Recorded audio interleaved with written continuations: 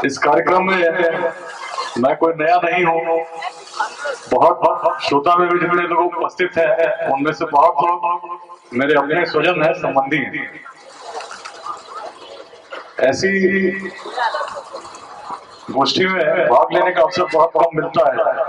राज्य के अनेक कोनों में जाकर लोगों के बीच भाव रखने का मौका मिलता है और ये परम सौभाग्य ही होता है जो अपने ही परिवार में आप देखें कि संस्कार गुरुकुल जैसी संस्था का की स्थापना हो, निर्माण हो और उसके उद्घाटन कार्यक्रम में आपको मुख्य अतिथि के रूप में आमंत्रित किया जाए।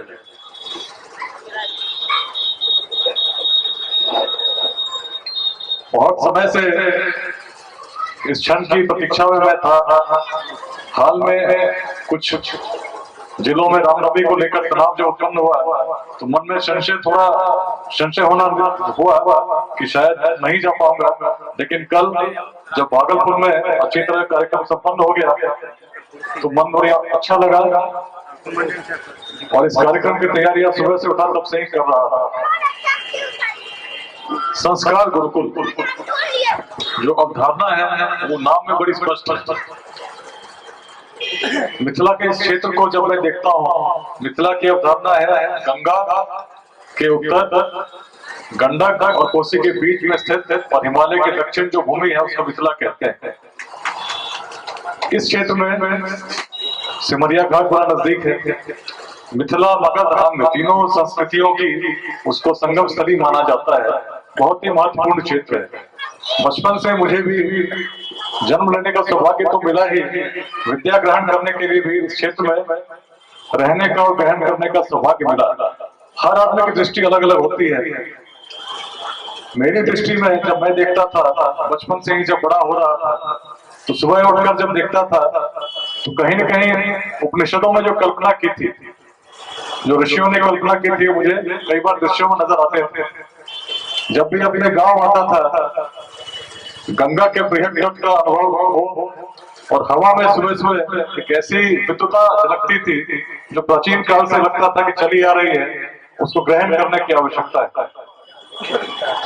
अभी कुछ दिनों पहले पूरा बिहार दिवस मना रहा था तो 22 तारीख को ही कुछ लोगों के बीच बिहार के इतिहास पर बात करने का अवसर मिला। उस समय जब मैं बिहार के इतिहास को याद करने का प्रयास कर रहा था तो दो चीजें बड़ी स्पष्ट दिख रही थी। पूर्व में जब भी हम भविष्य की दिशा और वर्तमान दशा को देखते हैं तो कहीं ना कहीं पूर्व से हम प्रेरणा लेते हैं, उस पर अवलोकन करते हैं और उसके हिसाब से मंथन करते हैं, आगे बढ़ते हैं। तो जब बिहार को पूर्व में देखते हैं तो इतिहास में जब हम देखते हैं तो 6वीं शताब्दी से लगभग इतिहास शुरू होता है और एक शक्तिशाली साम्राज्य के रूप में मगध का उदय हमें दिखता है, जिसको इतिहास लिखता है, वर्णित करता है। मौर्य काल में, गुप्त काल में, जब आज के संचार के संसाधन नहीं थे, उसकी पूरी शक्ति हमें दिखती है। बट उसके और पीछे जब हम जाते हैं, जब हम पुराणों की बात करते हैं, महाभारत में देखते हैं तो ये जो अवधारणा इतिहास में व्यक्त दिखती है और स्पष्ट हो जाती है। मगध का उदय एक दिन की बात नहीं थी। महाभारत जब हम पढ़ते हैं तो सबसे पहले जरासंध का नाम आता है और मगध के उदय के पीछे जरासंध के उदय को बताया गया है। और भगवान श्री कृष्ण ने स्वयं महाभारत में जो वर्णन किया है मगध का तो बहुत कम लोग जानते होंगे। कंस की हत्या के बाद जब मथुरा में श्री कृष्ण आसीन हुए और वहां रहना चाहते थे तो कंस का एक संबंध जरासंध से था। जरासंध को जब पता चला कि कंस की हत्या हो गई है, मेरे निकट संबंधी की हत्या हो गई है, तो बहुत उत्प्रेरित होकर अपनी गदा को गुस्से में घुमाए हैं जब वो राजगृह में थे, जो राजगीर बिहार का है। और गदा, महाभारत में ऐसा वर्णन है कि जब गदा को घुमा के फेंका गया तो मथुरा के समीप जाकर गिरा, जिससे भगवान श्री कृष्ण स्वयं महाभारत में कहते हैं कि मगध के प्रभाव से मुझे मथुरा छोड़ के द्वारका जाना पड़ गया और नई राजधानी स्थापित करनी पड़ गई। उस समय के शौर्य को ये व्यक्त करता है। कहानी एक उपमा अलंकार है, एक अलंकार है कि गदा फेंकी और ऐसा हुआ, बट वर्णन यह है कि मगध का प्रभाव इतना था। अगर आप ध्यान देंगे तो जरासंध वध का आख्यान आता है महाभारत में, उसमें भी बड़ी रहस्यमयी कथा है। सभी जानते हैं राजगृह आने का रास्ता हस्तिनापुर से बहुत सीधा है। गंगा के किनारे चलते रहे तो प्रयाग होते हुए धीरे धीरे पाटलिपुत्र आएंगे और बढ़ते जाएंगे, अब राजगृह पहुंचते हैं। सामान्य यात्री उसी रास्ते का उपयोग करता था, परंतु जब भगवान श्री कृष्ण अर्जुन और भीम को लेकर जरासंध वध के लिए निकले तो सामान्य रास्ता वे नहीं चुन सकते थे, क्योंकि मगध का इतना प्रभाव था।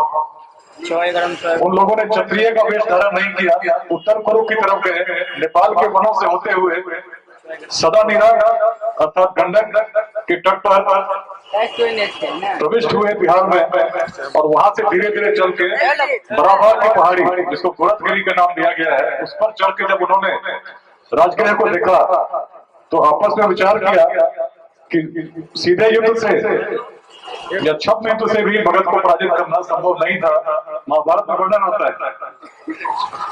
तब उन्होंने मल्ल युद्ध का रास्ता अपनाने की विचार आपस में करते हुए राजगीर की ओर बढ़े और कुछ ऐसी वहां पर प्रपंच रचा जिससे कि बाध्य होकर जरासंध को मल्ल युद्ध का आमंत्रण स्वीकार करना पड़ा। बाकी जो वह सभी जानते हैं। तो शौर्य उस समय की बात है जिसको इतिहास वर्णित नहीं करता, परंतु प्राचीन इतिहास के रूप में महाभारत में इसका वर्णन मिलता है, जो उल्लेख करता है शौर्य की भूमि थी। ज्ञान की जब बात करते हैं, सभी जानते हैं कि ज्ञान के सबसे भंडार को वेदों को माना गया है, जिनकी रचना पश्चिम उत्तर भारत में विलुप्त सरस्वती के किनारे मानी गई है। ज्ञान का भंडार कहा गया है, जिसकी व्याख्या दृष्टाओं ने की, ऋचाओं ने की, लेकिन उस ज्ञान का जब अंत होता है उसको वेदांत कहते हैं। उसकी भूमि इसी बिहार में मिथिला में रही। जब पढ़ते हैं संवादों को, याज्ञवल्क्य और जनक के बीच के संवाद, याज्ञवल्क्य और उनकी पत्नी मैत्रेयी के बीच में संवाद, गार्गी के प्रश्न, तो हमें लगता है इतने साल पहले जिस भूमि में विद्वता की ये लक्षण थे, और जब आज देखते हैं, आज की युवा पीढ़ी को देखते हैं, तो कई बार लगता है कहीं ऐसा क्या हो गया, जिनके पूर्वज बड़े यशस्वी थे, विद्या के ऐसे लक्षण थे, तो आज ऐसे दृश्य क्यों टीवी पर दिखते हैं? जब बिहार बोर्ड का टॉपर फर्जी पाया जाता है, क्यों ऐसा होता है कि किसी न किसी युक्ति से लोग अपने साध्य को ग्रहण करना चाहते हैं? मेहनत से क्यों परहेज है? हमें याद है इसी बिहार में अष्टवक्र की अवधारणा आती है। 8 वक्र थे शरीर में, देखने में बड़े खराब लगते थे, जहां भी जाते लोग उपहास का पात्र समझते थे।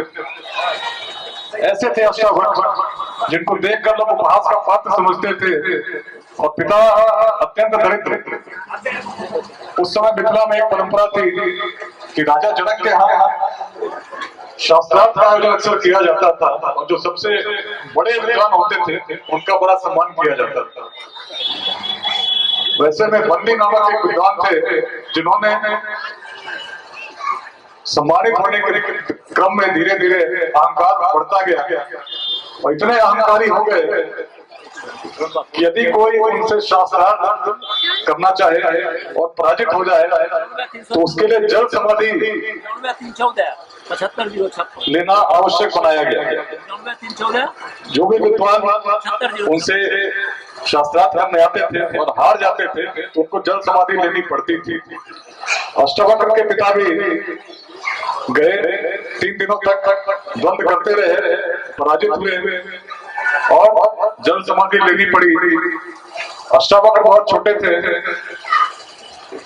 पिता का साया चल बसा। उस परिस्थिति में मन में उनकी इतनी जिद थी, प्रेरणा थी कि जो व्यक्ति मेरे पिता की हत्या का जिम्मेदार है उससे बदला अवश्य लूंगा। और बाल मन में जब प्रेरणा जगती है, विद्वता का क्षेत्र बनाना मैं ये चाह रहा हूँ। कोई गुरु नहीं थे अष्टावक्र के, उन्होंने स्वयं साधना शुरू की, पढ़ना शुरू किया, और जब बाल रूप में श्वेत केतु के साथ मिथिला के राजा जनक के दरबार में पहुंचे तो लोगों ने उन्हें देखकर हंसना शुरू किया कि कौन बालक है जो कहता है मैं बंदी से शास्त्रार्थ करना चाहता हूँ। उस बंदी से जिसने अनेकों को जल समाधि के लिए बाध्य किया है। लेकिन उस बालक के जिद के सामने दरबारियों को भी मानना पड़ा और बंदी को भी हंसते हुए ही सही शास्त्रार्थ के लिए आमंत्रण स्वीकार करना पड़ा। नतीजा करीब 3 दिनों तक शास्त्रार्थ चला और उस बालक की अद्भुत क्षमता के सामने बंदी को हार मानना पड़ा कि आपसे बड़ा विद्वान मैं नहीं हूं। विद्या की भूमि है, प्राचीन काल से रही है। ऐसे में आज के समय में जब देखते हैं कि लोग भटक रहे हैं तो कमी कहीं न कहीं संस्कार की दिखती है। संस्कार ही आदमी को अंदर से मजबूत बनाता है और हमारा संस्कार आदो भद्रा कंतो यंतो विश्वता, ऋग्वेद में कहा गया चारों तरफ से अच्छे विचार मेरे मन में आए, भद्र विचार आए, ऐसा हमारा संस्कार है। एकम सत्यम विप्रा बहुधा वदन्ति, अनेक सत्य हो सकते हैं लेकिन जिसका लोग वर्णन करने पर सत्य एक ही है। ऐसे हमारे संस्कार हैं, ऐसे हमारे विचार हैं, ऐसी हमारी अभिव्यक्ति प्राचीन काल से रही है। तो जो प्राचीन काल का अच्छा था तो आधुनिक काल में अगर भटकाव देखा जाता है तो कहीं न कहीं कमी हमारे संस्कार की है, हमारे गुरुजनों की है, हमारे शिक्षकों की है। ऐसी परिस्थिति में जब अवधारणा ऐसी हो कि संस्कार गुरुकुल की स्थापना की जाए और युवा पीढ़ी को संस्कार के साथ शिक्षा दिए जाए तो निश्चित ही अपने क्षेत्र में हम ऐसा बीजारोपण कर रहे हैं जो भविष्य में एक महान वृक्ष का रूप लेगा और अनेकों पीढ़ियों को मार्गदर्शन प्रदत्त करते हुए क्षेत्र के विकास में केवल भौतिक विकास का नहीं, आध्यात्मिक सांस्कृतिक विकास में अपनी अग्रणी भूमिका निभाएगा। बहुत ही ऐतिहासिक क्षण है जिसके अनुभव इस छोटी सी भीड़ में नहीं कर पाएंगे, लेकिन जब संस्कार गुरुकुल सफल होगा और शिक्षा के साथ उच्च संस्कार भी देगा तो हम पाएंगे कि यहां से निकलकर पूरे राष्ट्र में नहीं पूरे विश्व में लोग इस गुरुकुल की ख्याति फैलाएंगे। बोलने की आवश्यकता नहीं होगी, यदि जो हमारा लक्ष्य है उसको हम कर पाते हैं तो निश्चित ही वो दिखेगा और पूरा विश्व दिखेगा। तो इस उद्घाटन सत्र के अवसर पर संस्कार गुरुकुल से जुड़े सभी शिक्षक गणों को, संस्थापकों को और अपने स्वजनों को मैं अपनी तरफ से प्रार्थना के साथ हार्दिक शुभकामनाएं देना चाहूंगा और इस संस्थान के उन्नति की मंगल कामना करता हूं। ईश्वर से प्रार्थना है कि जिस अवधारणा के साथ संस्थान स्थापित हो रही है, इसका उद्घाटन हम लोग कर रहे हैं, आने वाले समय में निश्चित रूप से युवाओं का मार्गदर्शन करें, अच्छे भावनाओं के साथ राष्ट्र हित में लोगों को तैयार करें और राष्ट्र के योगदान के लिए उनको प्रेरित करें। जब मैं रामकृष्ण जी को देखता हूँ, इनके पोस्ट फेसबुक पर पढ़ता हूँ तो इनके अंदर असीम ऊर्जा दिखती है, ऊर्जा बहुत है। जब मैंने सुना कि संस्कार गुरुकुल स्थापित हो रही है, उसके प्रारंभिक सदस्यों में उसके मुख्य सचिव के रूप में रामकृष्ण जी हैं, तो बड़ा अच्छा लगा। इतनी ऊर्जा है जब सकारात्मक दिशा में केंद्रित होकर इस गुरुकुल में कार्य करेगी तो निश्चित ही भविष्य बहुत अच्छा होगा। पुनः सभी को हार्दिक शुभकामना और सफलता के लिए हृदय से मंगल कामना। धन्यवाद। जय हिंद।